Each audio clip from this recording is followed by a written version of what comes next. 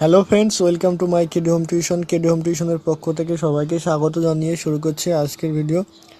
আজ আমরা প্রথম পর্যায়ক্রমিক মূল্যায়ন কোশ্চেন পেপার 2024 দেখো ক্লাস সপ্ত শ্রেণী, বিষয় ইতিহাস। সময় থাকে 30 মিনিট, তোমাদের মার্ক থাকে 15 নম্বর।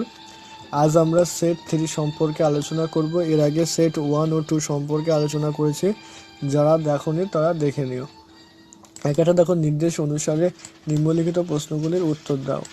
একটা ঠিক উত্তরটি বেছে নাও।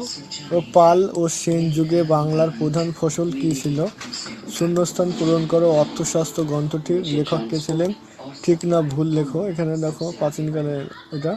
তারপর দেখো দ্বিতীয় তরাইনের যুদ্ধ কবে হয়? তারপর দেখো সেন ও বৌদ্ধ ধর্মের প্রচার ও প্রসারে কমে গেছিল। বিবৃতি লিখতে হবে।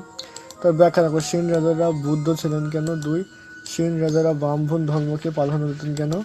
তারপরে সমাজে শূদ্রদের সংখ্যা বেড়ে গিয়েছিল, কোনটি বেমানান? ঠিক আছে, সংক্ষেপে উত্তর দাও। দেখো, শশাঙ্কের আমলে বাংলার আর্থিক অবস্থা কেমন ছিল? ত্রিশক্তি সংগ্রাম বলতে কি বোঝো? টিকা লেখো নালন্দা বিশ্ববিদ্যালয় অথবা রামচরিত্র। 8-10টি বাক্যের উত্তর লেখো। দেখো, প্রাচীন বাংলায় রাঢ়, সূক্ষ্ম ও গৌড় অঞ্চলের ভৌগোলিক পরিচয় দাও। দেখো, দক্ষিণ ভারতে খ্রিস্টীয় 9ম থেকে দ্বাদশ শতকের মধ্যে বাণিজ্যের উন্নতি কেন ঘটেছিল? তারপর দেখো, রাজা লক্ষণ সেনের রাজসভায় সাহিত্য চর্চার পরিচয় দাও। এই ছিল আমাদের আজকের কোশ্চেন পেপার। কোশ্চেন পেপারটি কেমন হলো তোমরা অবশ্যই কমেন্ট করে জানাও। যারা আমাদের চ্যানেলে নতুন তারা অবশ্যই চ্যানেলটিকে সাবস্ক্রাইব করো এইরকম ভিডিও পেতে।